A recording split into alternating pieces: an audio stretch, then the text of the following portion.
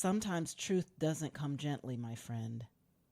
It can come crashing into your life in a single phone call, a message, a confession that you didn't ask for.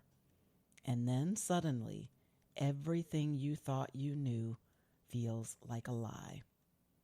And yet, even in the wreckage, truth is still a gift. Because while it might break your heart, it also breaks your denial. Hi, my friend, and welcome to the Bounce Back Black Woman podcast. I'm Dell, and with God's help, I've overcome some of the toughest trials in life that I could ever have imagined. Do you find yourself struggling to move beyond a heartbreak or a hardship, asking God, why me? Well, I'm here to help women just like you heal and build the resilience to overcome life's greatest trials.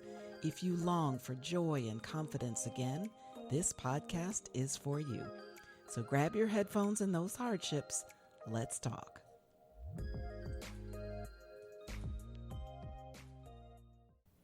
Hey there, my friend, and welcome back to Bounce Back Black Woman. For those of you who've been with us for a while, you know that this is a safe space where we talk about resilience and bouncing back from the hardest things in life. And so we are back with another episode. And to be quite honest with you, I wrestled with whether or not to share this personal trial publicly. You know that I value transparency, and not for shock value, but honestly because when you hear the honest truth, it can be healing. And when you say the honest truth, it can be healing.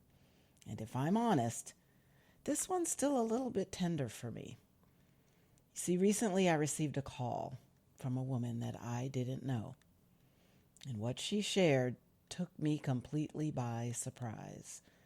And it revealed some truths that connected our lives in ways that neither of us could ever have imagined. And so I want to say right up front, this episode is not about blame or about bitterness. It is about what happens when you are faced with unexpected revelation, when you see the truth clearly, but it comes with pain attached. You see, the call came from a woman who introduced herself as the wife of a man that I once loved, a man that I actually believed I was building a future with.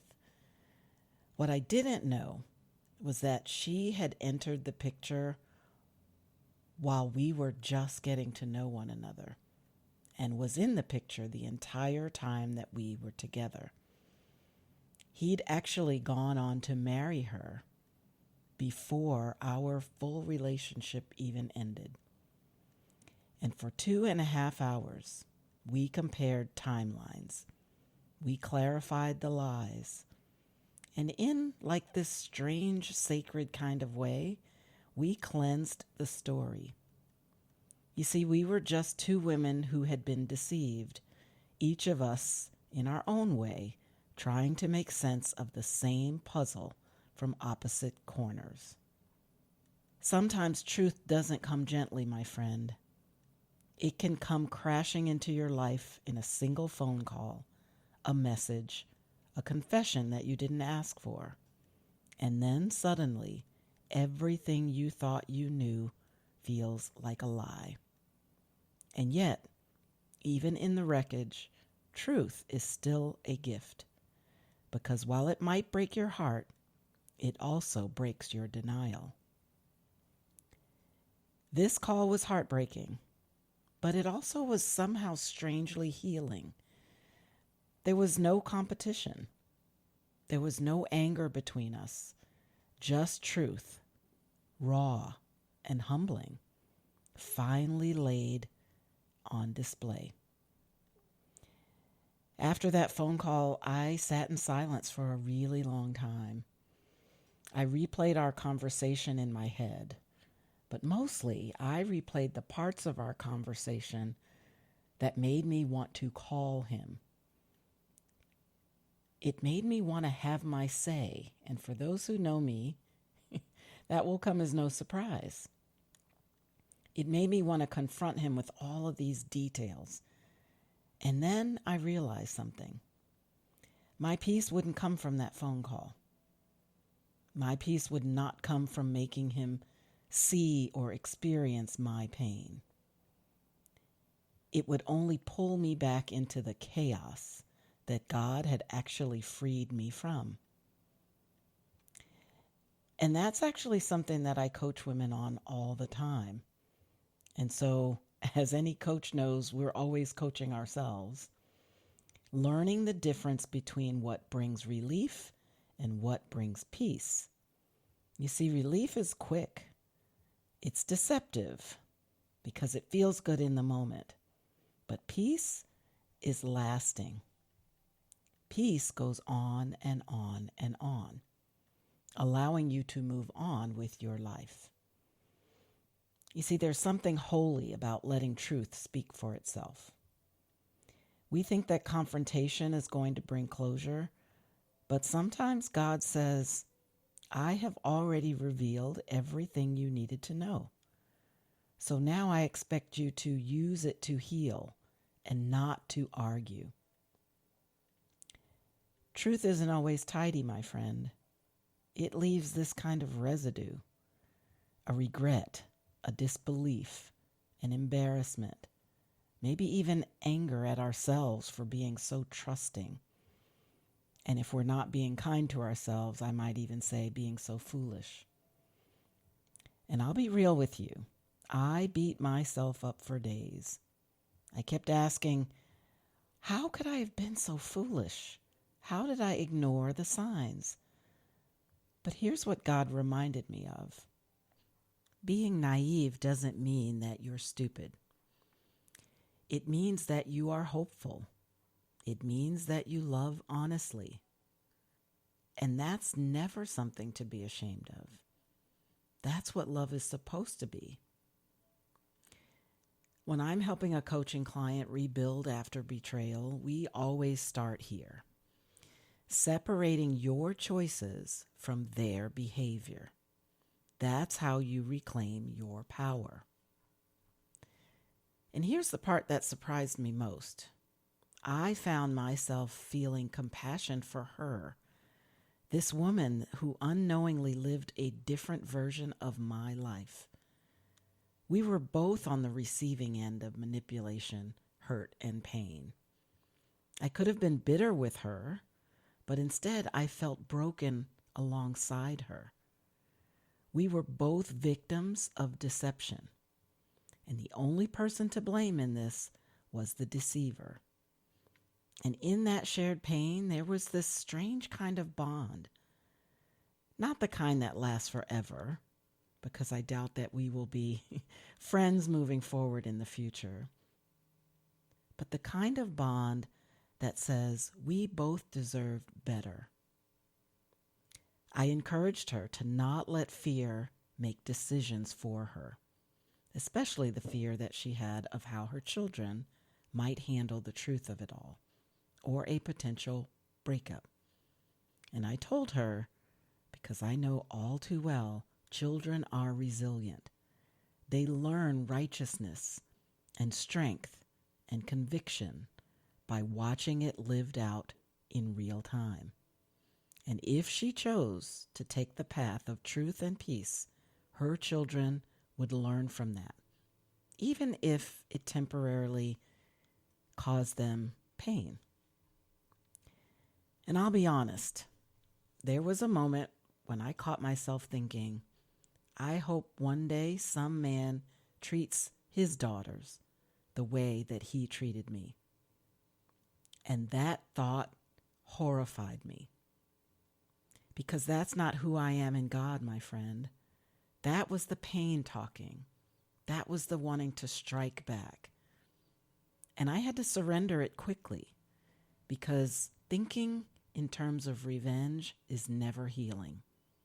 It's never helpful. It just hardens you.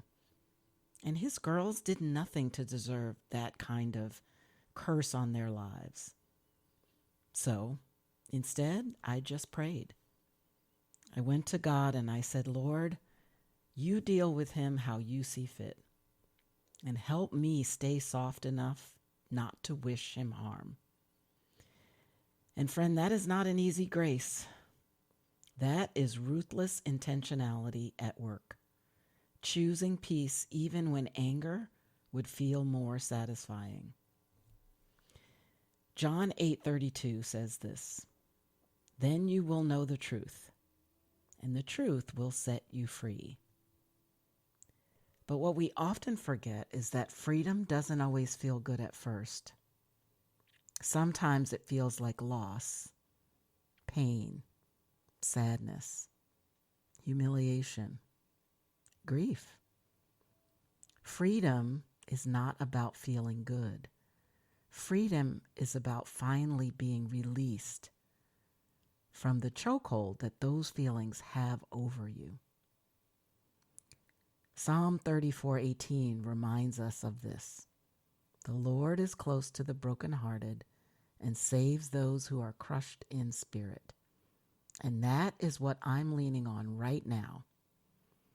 Not only for me, because I'm farther away from the situation, but for this woman who is right in the middle of the storm. I am praying for the closeness of God in her crushing moments. So why does betrayal of any form hurt so much? Betrayal hurts because it makes you question your past.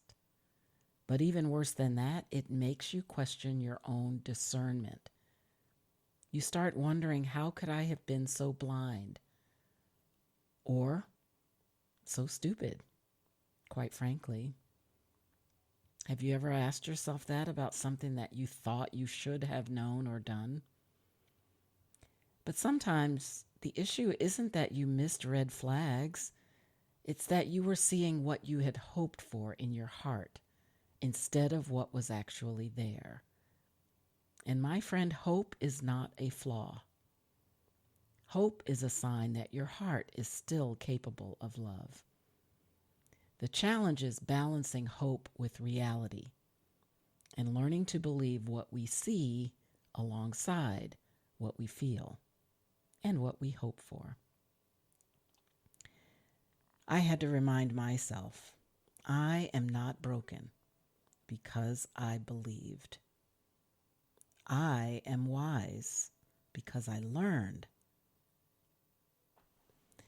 So here's a journal prompt that I want you to sit with this week. What painful truth am I avoiding because I'm afraid it will make me feel foolish, when really it might finally set me free? And I'll be honest with you, friend, I am going to journal about that this week as well, right alongside you. Because at 60-something years old, I've lived a lot of life. So there's a lot of different truths that I might need to look at, even if they're healed, to help me make better decisions moving forward in my life. So I want you to write it down. I want you to name it and ask God for the courage to face it without shame. So my friend, if this episode met you where you are today, in that space between anger and acceptance, I want you to first just breathe. Take a deep breath in, close your eyes, and let it out. And hear these words. You are not crazy for hurting. You are not weak for caring. You are not foolish for trusting. You are human. And God still honors your heart, even when others mishandle it. There are moments where ruthless intentionality becomes more than a phrase. It actually becomes a practice. That same heart work that I do privately with one-on-one clients is what I had to walk myself through in this very situation. Truth can hurt, but it also heals. And I am choosing to believe that this exposure was for protection and not punishment. That is how I'm bouncing back this week. And maybe, just maybe, that's your assignment too. Well, that's it for today, my friend. I really hope this episode inspired, encouraged, or just plain comforted you. If so, please share it with a friend who might be struggling in her own healing journey. And if you take a moment to leave a quick review on Apple Podcasts, you'll help other women find encouragement through their heartbreak. Remember that God is holding your hand along this journey, and guess what? I'm holding the other. Life is short, so bounce back, Black woman.